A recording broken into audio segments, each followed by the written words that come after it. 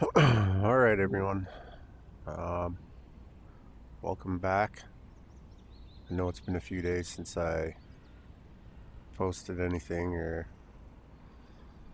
said anything about anything. I haven't been streaming. I haven't been, just kind of doing my own thing. And I know I said that I would start streaming and making more videos, but um, the confidence wasn't there. But tonight I am. I guess. Well, yeah, I'm gonna tell a bit of my story, where I come from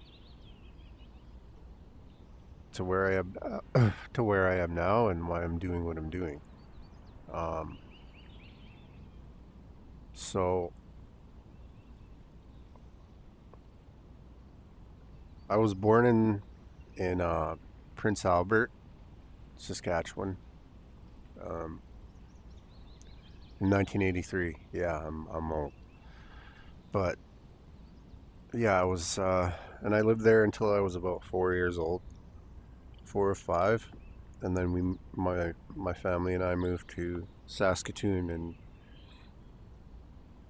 I lived in Saskatoon until I was about 8 years old. Well, off and on, from the time that I was 5 till I'd say at least 12 or 13, off and on in Saskatoon and I say off and on because I lived in and around Saskatoon during that time. I was in foster care from the age of 5 until I turned 18, until I aged out of care because I was a permanent ward of the government. Um, Both my parents were were in residential school, so I am a product of residential school. Um, my mother uh, had a very, very tough time in residential school. She never talked about it, never said anything to me about it anyway. And the only time I would hear about it is in ramblings when she would, when she was when she was drinking, and usually it was when she would be crying or she would get upset. And I'm not just talking like a little upset, it would be like the yelling or you know, sobbing through words. And the most I would get from that was, you don't know what they did to me. So, yeah. Um, and then my father, he himself, he's still alive. My mother passed away in 99 from ovarian cancer. Um, she also had a few other things wrong with her at the time. And yeah, both of them have had and have uh, problems with alcohol and drugs. My mother was an intravenous user and a pill popper, and she drank, but that wasn't her main drug of choice. Her main drug of choice was pills. So um, that sort of became a part of my life also. Um, and same with alcohol. My father is an alcoholic, a practicing alcoholic, meaning he's still out there. Um, he's still out there drinking. But I talk to him uh, every other day still. And he's still trying to figure his shit out. I mean, he's gonna be 70 this year, and he's still trying to figure it out. He's still trying to get his shit together. And I mean, it take some for some people it takes a lifetime, and if that's the case, then that's the case, and but I've had people tell me that that's probably what'll take them, and I don't know what to think of that. I deep down inside, I wish that he would have one, his drink would be his last drink, and then he would get his shit together. But another side of me says, that that's there's probably not a possibility of that. Of course, I don't know, you know. Um, but yeah, growing up in PA, like I remember a lot of stuff from an early age. Like I was 3. I think I remember some stuff even from when I was 2. Like I remember running into this table, and now I got like this scar on my forehead. I was chasing my sister, and or my sister was chasing me, and I would run under the table, and that's how I would get away from them. If I was being chased by them, we were a good family. We had a lot of love, and I guess, I don't know. I had a growth spirit, and I fucking put my head up, and I smacked the table, and my sister said, like, I remember running under that table. I remember we played hide and seek. I remember hiding in the fridge one time, and my mom found me. She's like, "Oh my god, what the hell are you doing in there? Get out of the fridge," that type of shit. But I remember running under this table. I don't remember smacking my forehead into the table. But anyway, my sister Rhoda said, she was like, "You were fine. You were laying on the floor. You were fine." And then she's like, "You touched your forehead, and you seen your hand, and then you just start bawling." Yeah, because it was full of blood. Like it split my face open. Yeah, and but yeah, I mean, like I remember some things like that, and that, like I always, from the time I could remember, I always felt like there was something wrong in the world. Like I didn't think that the way I was growing up was normal. I didn't think that. I didn't, and this is from not knowing anything about anything, or how other people lived, or how other kids grew up. I thought, I just didn't think it was right. Um, I remember being scared a lot, and like not wanting to get out of bed.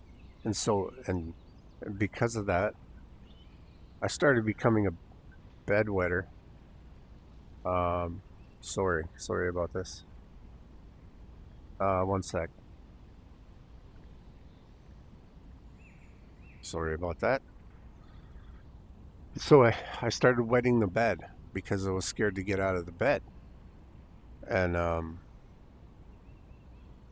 that kind of defined my childhood. I was I was afraid a lot. I was apprehensive of a lot of things, and um, yeah, from this one thing that kind of defined how I viewed the world was me and my mother. I was 3 years old. I remember this like it was yesterday. It was me and my mother. We went to my cousin Gordy's house to see my auntie, and my mom and her were drinking, and she they started getting drunk, and they're joking around, and I remember my auntie slapping my cousin Gordy, like slapping him, like they're like full on, like just like backhanding him, and he kind of just took it, didn't cry, didn't do nothing, didn't. So in my mind, I remember thinking about this, and in my mind I remember thinking, like, how is that normal for him to not cry about it? So it must happen a lot. That's what I was thinking at 3. And my mom and my auntie were partying, and then my mom's like, "Okay, I'm gonna leave now." We get up to go. We're walking through the neighborhood, and my mom's, she's in a funny mood. Of course, I knew it was what was going on, that she was drunk. She slips in the street, in the middle of the street, And she's just kind of sitting there and she looks up at me and she's like, how about we just sit here and wait for a car to come? And I remember saying, I was like, no, Mom, no, let's get out of the street. We're in the middle of the street. There's a car. And so I had to help her up. I had to help my mom up. I was like 3 years old. And then that kind of skewed my view of the world, you know?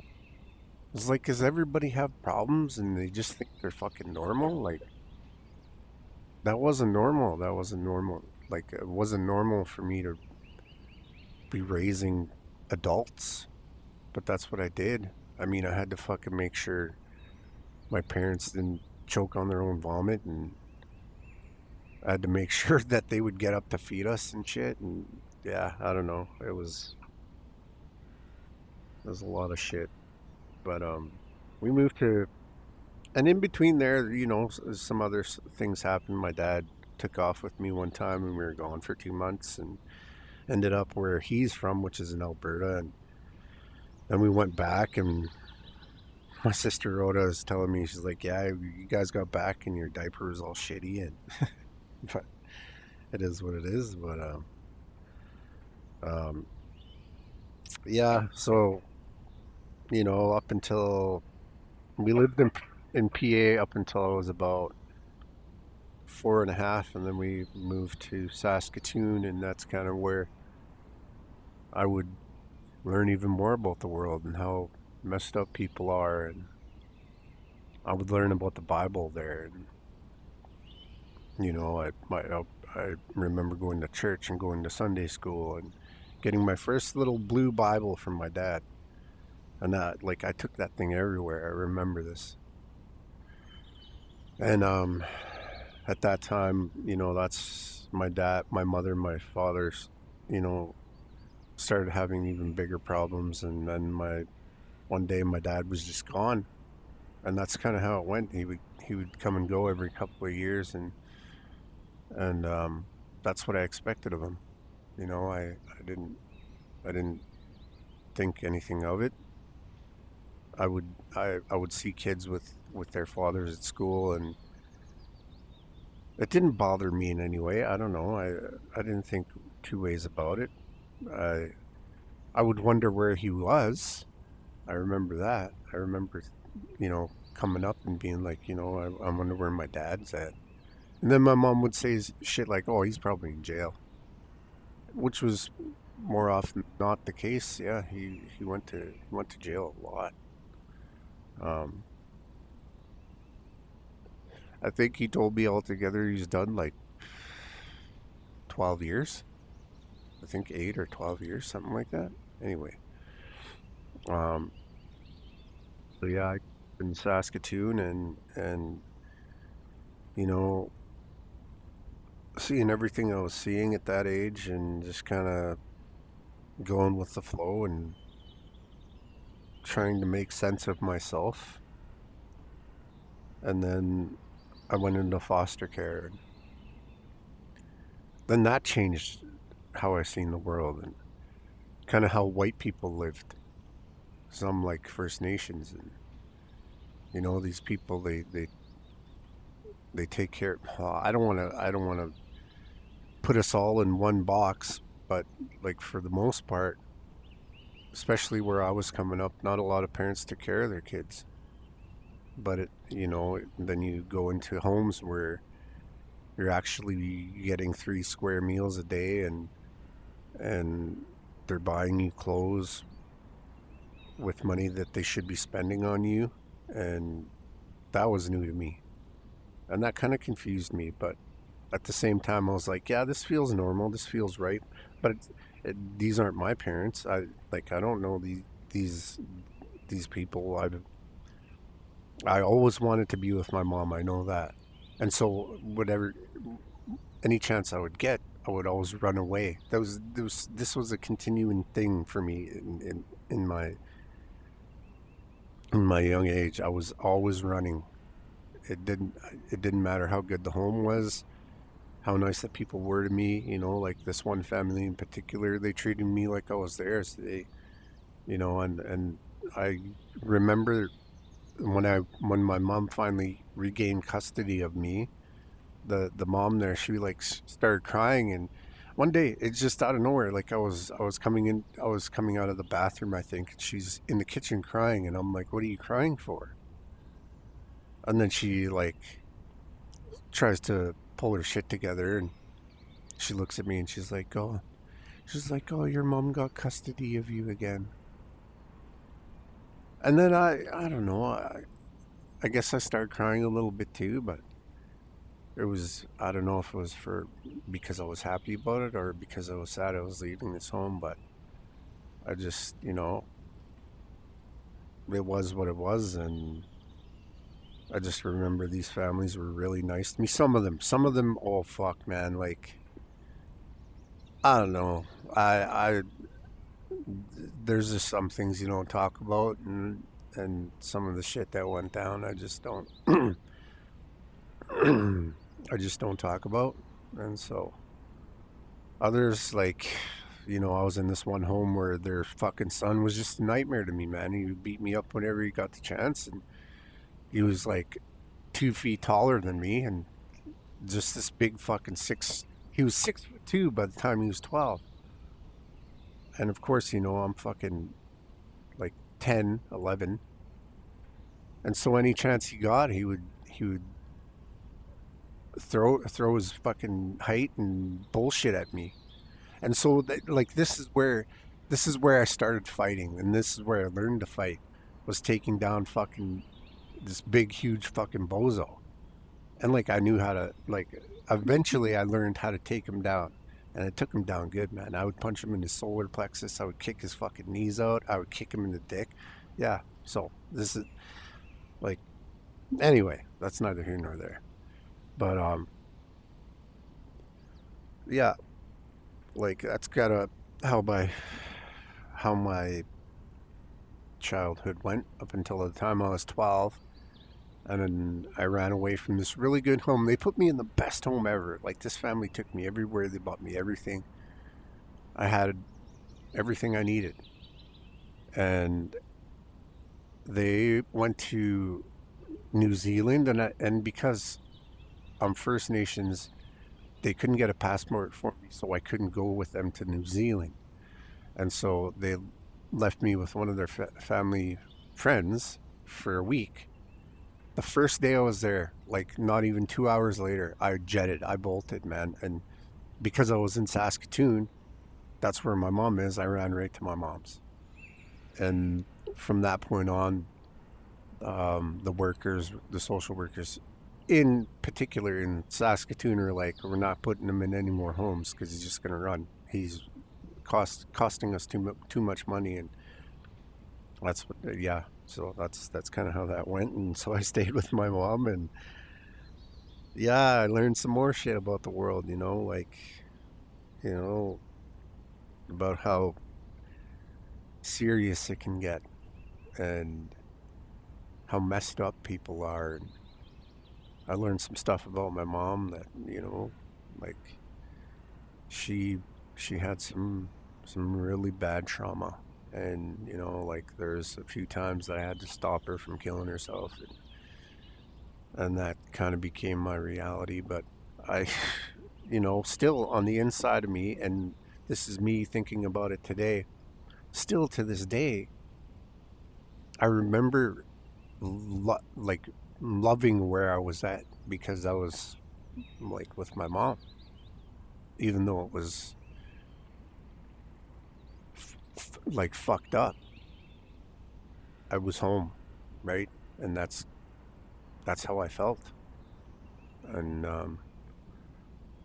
I knew I was different too. I was a different dude. I was charismatic, and I cared about people and stuff, and it was a different scene. I was hanging out with kids who just did not give a shit about nothing, and that's kind of how they came up, just not caring about anything and just doing whatever. And so I seen some shit, like, from the time I was 12 up until I think I was 19 when I moved to BC. Um, things you think you would see adults do, psychotic adults, like seeing young dudes do this shit, and then it just kind of became normal. I mean, I knew it wasn't normal, but it was sort of my normal, I guess. I don't know if that makes sense, but it's kind of how it went. Um, and we lived, we were living in Saskatoon for about a couple months, and then some crazy shit went down with my uncle, and he was like hiding guns in our apartment, and so and like the heat was on it, and so my mom's like, we got to get out of here, so we moved to Prince Albert, and then I lived there for 2 years, and in that time, like that's kind of where I picked up my partying was in PA, like from yeah. I just that's where I started partying. I wouldn't stop for a very very long time, and like I ended up in the hospital a lot in those 2 years from alcohol overdose. Um, it was a very it was like at that time that was the only time that I ever felt like not being in the world was living in PA. Like I fucking hated it there. But of course, I was still with my mom. But even so, like I remember just not feeling like I wanted to be around just because of how different I was compared to other people and the shit that I was seeing, and it was just depressing. Um, but that would change.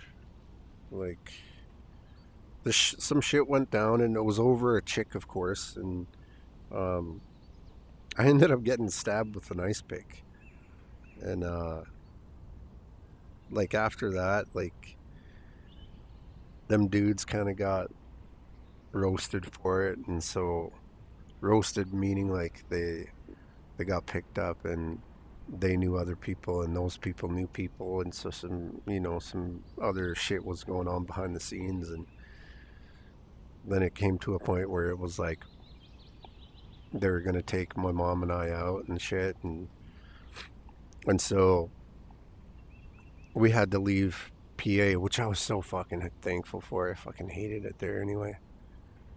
And we moved to Edmonton, and I was 14, and that's kind of where I cut my teeth, like so to speak. Like I don't know. I met a lot of fucking cool people there. I know that. Like I used to hang out with Jamaicans and Mexicans and you know Lebanese people, right? And all sorts. It was just all sorts of people that I was kicking it with, and kind of became a chameleon. Like I could blend into a group like nobody's business. It was it was a different time, and yeah. So I started kicking it with all sorts of people, and I remember coming out of my buddy's house, and there's this dude in our neighborhood, and he had like a fucking really nice car. I can't remember if it was a Honda Prelude or what, but I remember seeing this nice car, and I remember thinking to myself, I was like, I want that fucking car. I want what that guy's got. And so me and my homeboy went up and talked to him, and that's kind of how I, you know, started hustling, and then that became like a whole new lifestyle to me, and like running with these people, and then having nice clothes and having money and going to raves. Like going to raves was a big thing, and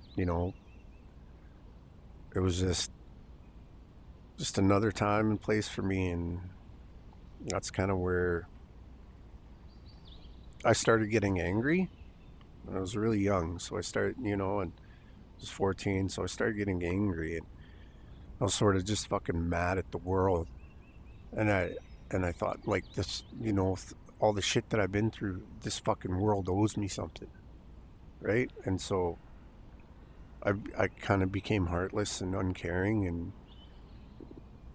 like you know, my relationship with women was pretty bad. I didn't believe in relationships very much, and so I kind of like was I would go to these clubs and hook up with like older chicks, I guess, and well, not by much, but whatever. Um, and that's all it was. It was just a hookup. I didn't care about how they felt or whatever. You know, basically just playing. It was just a game to me. And then, it got really serious. Like with my friends and with people that we knew and people that they knew, and like guns and the drugs and all of this shit. It was just, it wasn't fun anymore. And I started going to jail. Like I caught 26 cases. I think in those 3 years that I was, or 4 5 years that I lived in Edmonton, I think I only had like 9 months of freedom. Um, and so like there it is, like I was following my dad's footsteps, and then I started, popping pills, and so I was following my mom's footsteps. And it was a week before my 16th birthday, and she would pass away, right? And uh, like she was my whole world. She was everything to me, and I would lose her, and that fucking changed my like I don't remember anything for about 4 months. And when I was coming out of it, my dad was wanting to see me, and so I went to his for Christmas. And that night I ended up robbing a domo and got picked up, and then they fucking put me back in prison for like 4 months. And yeah, it was bogus. And then I got out and started living it up again, and then it just got taxing, and I had these other cases online, and so I was still dealing with court shit and still breaking the law and still getting busted. And then they finally, like, I did these 3 ARs in one night, 3 armed robberies, and I got busted. The two I got away with, of course, but the last one they picked us up, and then they found out we did the two other ones. And then for those two ones, like, I was still, that case was still pending, and it was pending for 2 years, and then they ended up sentencing me to 9 months. And so I did my time, got out, and cleaned up my life. Actually, went to a Turning Points program while I was inside, and yeah, that's kind of what brought me back to who I really was. And I realized it wasn't, the life I was leading wasn't what I wanted, and it wasn't what I wanted to begin with in the first place. And so I made um, I made a lot of moves to change myself. I started going to meetings and stuff, and still carrying on. What I mean by that, I was still partying, but I was holding back a bit. And then I hit 18, and I needed money, man. So of course, like, I was still kicking it with some homeboys from around the way, and I got back to hustling again. And then this is where it took me. Like, I started getting high on my own supply and partying more than I was hustling. And so it fucked me right up. And I kind of lost my way a bit there again. And so at that point I hit 19, and I started talking to my sister Rhoda, and she's like, "Look, you got to get out of there." Friends of mine were dying and shit, and like getting shot, and stabbed, and one of my buddies went missing, and there's just bad scene, and so I cut out, like I got out of Edmonton and moved to BC, and from that point, I guess I kind of got my shit together a little bit. I was still partying, but I was like, I cut out all the other stuff and just wanted to lead a sort of normal life, and so I did, and then uh, I met my baby's mother, and we had Michaela, and I was I made I made everything about her. I cut out partying for a bit. I was still drinking, but I was like doing it by myself, and not as much, but just kind of on the side, and well, looking after Michaela. Like, I was doing everything. I would change her diaper. Her mother used a breast pump, and so like she would fill all these bottles, and then I would feed my daughter, and I just did everything for her, and then one night I partied too hard, went home, got into a fight with my baby's mother, and I decided to leave, and that was that for us, and so from that point on, I stayed out of her life, and I was still going to see my daughter every now and again, and it was usually when the baby's mother wanted to go party, so I was there looking after her. And then from that point on, I met, I think at this point it's about 2006. I ended up meeting this person that I would spend 13 years with, and the way I met her was through a party, and that's kind of all we did for 13 years. It was just party, and she was a very toxic person. Uh, yeah, a lot of stuff there went on, and I my my necessity was alcohol, and so that's kind of you know what happened. I just stuck around to get hammered, I guess. That was my priority. You know, this person's probably going to see this, and I'm just being honest. Um, my priority was alcohol, and that's kind of all I cared about. And so for 13 years, I stuck around and went through it. And, for her part, so did she. And that's how it went. Um, Sort of regained custody of my daughter for a bit. And then because I was drinking too much, it was her decision, my daughter's decision, that it was no longer safe for her to stay there. And so she decided to move back with her grandma. And I was, right there with her decision. I was like, yeah, I agree with you. And so she moved back to her grandma's house, and I would still see her and talk to her and visit with her from time to time. But at that time, I was still partying, and that was all I cared about. Um, and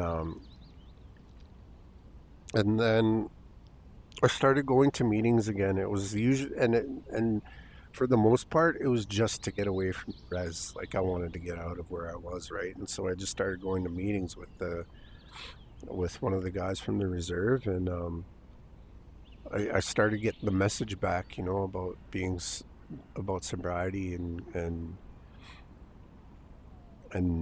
caring about yourself and caring about your mental health. And I was still carrying on, of course, drinking and whatever, but I was going to meetings and I was getting the message. And then one day I walk into, at the time I was seeing a DNA counselor, and I walk into her office, and she sits me down and she's kind of like, and he continues to be one of my mentors to this day. I've known this person since like I started her DNA course when I first moved out here to BC, which was in like 2002. But yeah, I see her again 2019, and she sits me down in the offices and she's like, I have one question for you. And she's like, are you truly done? And I said, yes. That was like without any hesitation. I said, yes, I'm done. And so within a week, we started getting all my stuff together in order for me to get into a sober living place, and that's what happened. But it was a hard road. Like it took me 2 months to get in there because, and the reason being was because okay, there's an easy route to go to detox to get into a sober living place. You go to detox for a week or two, and then the government has to pay for it. But it was for me. I was a solo guy. Like I was trying to get in there on my own. I had no backers, no nothing, and I didn't go to detox. And so the road I had to take was like I fucking wrote like fucking 4 letters, one for each week, about why I needed to be into this, why I needed to be in treatment, why I needed to be, you know, what I needed to do, what I was doing. I was doing day program and all this other shit, um, and so it was it was just the craziest thing. I was like, how like there was a guy in our day program. He was in the sober living place in 1 week, and it was taking me 2 fucking months. I was so upset, but yeah, finally one day she comes to me and she's like, "Okay, you have so for this week you can't drink, you can't do anything because you're going into the sober living place in Seabird." And so I was like, "Okay, sweet." And so I got in finally after my fourth letter, and from like the point within like 2 weeks, there was an enormous change. Like everything changed. I got back on track. I started spending my money right. Um, Everything just kind of fell into place, and it was like, I was back on this path and on the right track, and um, I I got my learners, and I got my first car, and like everything just kind of worked out. And it was because of I was spending my money right, first of all. And yeah, I don't know, everything just sort of took off for me. And so I became dedicated to being sober. And I was going to meetings every day. And then 4 months come by, and they're kind of like, you've outgrown this place. There's nothing more we can do for you here. You've done so much for yourself. And so um yeah, the last week I was living in that place, I seen this flyer for a welding, um for welders foundations program, and got myself I applied, and within a half hour they sent me an email and said I was accepted. And so it's kind of how I started my welding foundations. And um that helped me along. And then I got out of the sober living house, and I was still like living with the person I was in a 13-year relationship with. And uh I was sober for about 7 months, 7 or 8 months. And then she was still going out at the time, and I was still trying to hold my shit together. And then I just kind of gave in one night and said, fuck it, I'm going to start drinking again. And so I did. I started drinking for, I don't know, I think it was like a couple months or something like that. And um, it was up until like October 31st, Halloween. I went to my bro's place and then stayed there for Halloween, and I was waiting on my pay, and the pay comes in, and I checked, and I was like, okay, I got this to do, I have this to do, I have to take care of my daughter, because by then, like I said, everything fell into place. I had my daughter back in my life again, and we were getting on, pretty good, and so at this point, she was living at a place I was renting while I was going to school, and she wasn't with me while I was with my 13-year partner, because the two of them butted heads a lot, and it just wasn't a good scene. And so she was living in this place I was renting while I was going to school, and I was, going in between houses, making sure she's okay, bringing her food, and then going back to the reserve, going to school, working part time. I was doing all this shit, just, trying to remain active so I wouldn't party. And then October 31st, I was at my bro Bears, and I was waiting for my pay to come in. I checked the bank, and it was in, and I was like, oh, okay, cool. It was like 5 in the morning, and so I was like, okay, I'm gonna sleep a little longer. I wake up and my account was clear. Like I had no fucking money in there. And so I messaged, and I was like, did you clean my account out? And it's like, well, yeah, but you owe this, and you owe that, and you owe this. And I was like, well, I don't fucking owe shit. And so that's what she did. She cleared out my account, and that was it. That was my last straw, and I left, and I moved into the place that I was renting with my friend, and me and my daughter stayed there. And the relief I felt, like, I don't care if she hears this part, like I was fucking relieved. I got my shit back. I was getting me back. And that's kind of how it went. And I was still carrying on a little bit, but I remembered that I wanted to be sober, and so I would party on the weekend or every other weekend. It wasn't like I wasn't going hard every day, but whatever. It is what it is. And then um, so my daughter and I moved the place I was renting to uh, underneath my brother-in-law's place, on the reserve, but it was in town, so it wasn't a big deal. And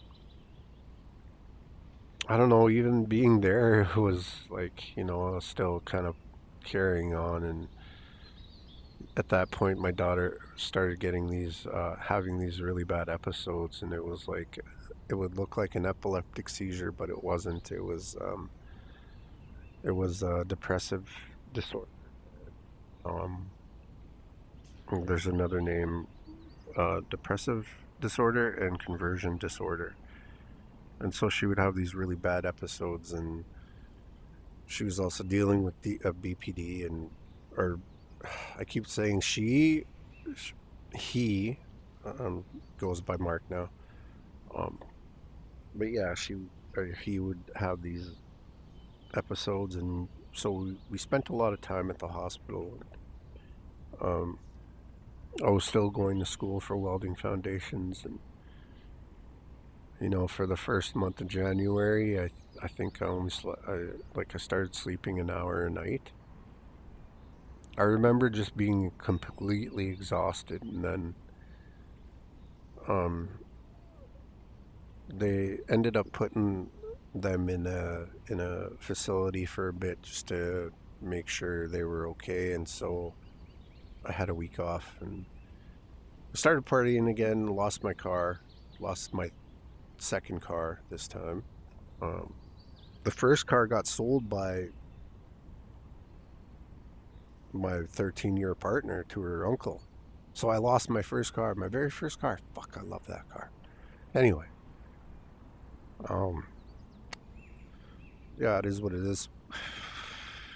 And then I bought this ugly piece of shit for $300 and I fucking loved it. I called it Bertha.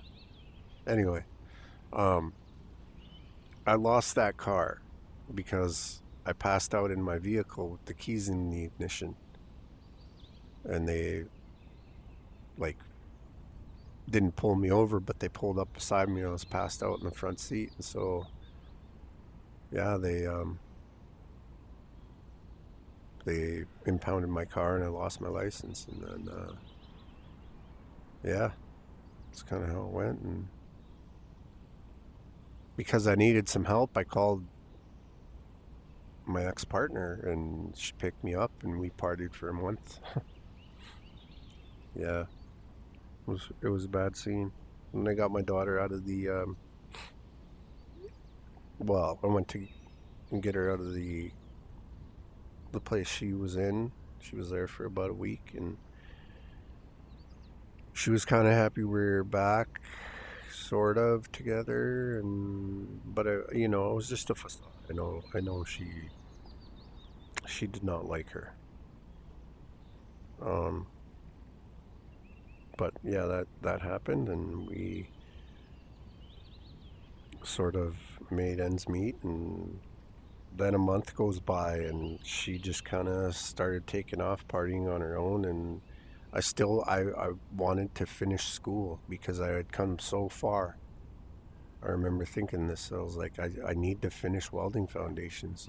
I can't be taking a week off just to go fucking get hammered. And so I started getting back into meetings and talking to the people I used to talk with, and got back to it. And then at that point, I was like, we can't be together. So I called her up, told her this. She's like, oh, if you're gonna start seeing people, I'm gonna start seeing people. So that's kind of how it went. And yeah, and then I met in between there, and now I met a few ladies. Kind of changed my idea about women. Um, One who I was with her for a year, and she would say like all these things, talking about she would give me the world, and none of it ever came to fruition. And then one day she just kind of blocked me, and my daughter and I were living there, and then she was like, I think you guys should move out. And so we did. And she's like, I'll help you with everything. And she did. And then she's like, you know what? We'll grow together apart, which is the fucking craziest thing I've ever heard. So that's what happened. And then after me living there for 5 months, um, she just sort of blocked me one day. And that was that. Anyway, it was just Michaela and I getting on in our own place, and I freaking love this place. Like there was a dining room, a kitchen, and two rooms on either side at the top of the stairs, and a bathroom in the middle. And we got on really well. Like I was working at this point, welding for Tie Crop, and just kind of getting into my career and doing my thing and remaining sober. Um, so yeah, my new sober date was I think sometime in December, but that's neither here nor there. I think it was like December 19th or something, 2019. And then or no, it was, what the hell was it? It was like May 10th, 2020. Yeah. And so yeah, I just kind of got on, and I was coming up to it was just her and I living in this place on Margaret Ave in Chilliwack. And I was doing my thing, just sort of being a blue collar worker, welding bridges. And then we decided to move. Well, I decided we should move. My daughter and I moved to Alberta, to Lloydminster. Lived there for 2 months. Met this, you know, not so well. Met a psycho. Um, and then that would become a whole fucking ordeal. Uh, but I'm still kind of fixing the parts that I broke too. Anyway, by now, so I lived there for 2 months, moved back to BC with Mark, and started working again for my mentor, and just kind of trying to get my shit together and do my thing. So for from the point I moved back in 2022 to 2024, like I hustled every month, and not hustled like slanging or any kind of shit like that. Like I was doing jobs everywhere I could, and like I would find work for different companies, but then I would get laid off, and then it was just like, okay, now it's on to the next thing, trying to figure it out again. And so I was still making ends meet, but it was just kind of, it was fucking life sucking. That's all I can think of. It's the only word I can think of. I was back in the place that I was renting before, so before my daughter and I moved to Margaret, which is on the reserve underneath my brother-in-law's place, and that's I was renting there again, and that's kind of where we stayed for 2 years up into into 2024, and going back and forth with this person, who kind of broke me down mentally, emotionally, um, and still dealing with the the outsets of that to this day. Um, but that's far beyond anything now. So I'll just put that out there. Up into 2024, and then I went to school again in 2024 for well, plumbing foundations this time, um, and I met a lot of good people there. Uh, it's actually where I met my wife, who I am still with to this day. And first of all, I met her mother and her sister, but you know, um, that's kind of her mom put the word out. Yeah, and yeah, I was kind of. It seemed bittersweet at the moment, She gave me a hug, and that was it. I was hooked, and then we started seeing each other exclusively, and I came out to her place December 24th, and we shared our first kiss. It was like New Year's Eve. It was a big fucking deal to me. And then by December 26th, we were dating. And, well, not dating, we were together. And then, yeah, it was good. It is good. Yeah, and so I don't know. It was within a few months, like I moved in, and then a few months after that, we started talking about marriage. I think one night we were in laying in bed, and I just kind of rolled over and I was like, "Would you marry a guy like me?" She's like, "Yeah, I would," and that's where it went. Within 2 months, we were married. Within 4 months of like getting together, dating, And then being together for 4 months, we were married. We were married April 24th, 2025. And yeah, we had some ups and downs and some crazy shit happen, and a lot of it was because of my choices, because I made some stupid decisions, and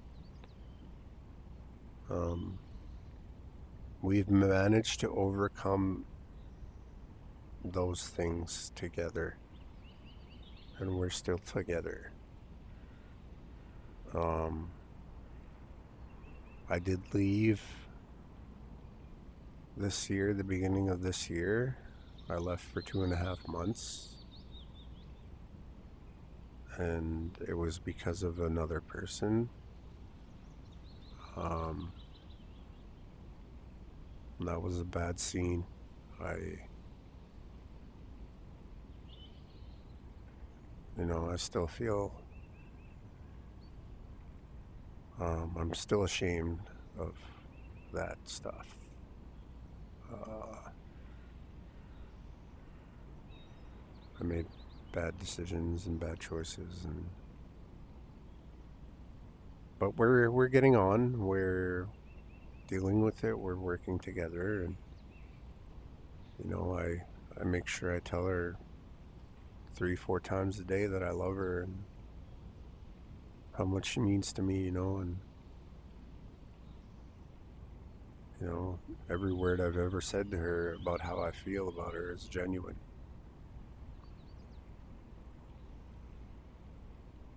Like if I was in a room full of all the people I've met over time in my life, she's the only one I would look for. And that's true. So, yeah, this is a really long one. I don't know if many of you will stick around, but if you did, well, good on you. It's about an hour. I talked for an hour. Holy shit. Um, but yeah, that's my story. I mean, if you want to, jump through, go for it. That's fine. But you'll probably miss some other shit. I left out a lot. Like, there's a lot more, from the time I'm 3 until now. Like, it wasn't that swift. Um, but yeah, here I am trying to make this work, the streaming thing, you know, for my family, so I can support my family, so I can be the person that those foster dads were. To me, that was a man. This one guy in particular, he would come home after work just fucking dirty as fuck, and he would sit down to eat, and his wife would serve him, and he would eat his food, and then they'd sit together on the couch and watch TV and laugh and talk and spend life together, you know? I want to support my family, I do. So that's kind of what I'm doing this for. I'm still working though, so it's kind of doing this on the side. But yeah, if you stuck around, then good on you. 58 minutes. I hope everyone's doing good out there, and if you're not out and you're going through it, I hope you pull through. Stay up and keep killing it, y'all. Deuces.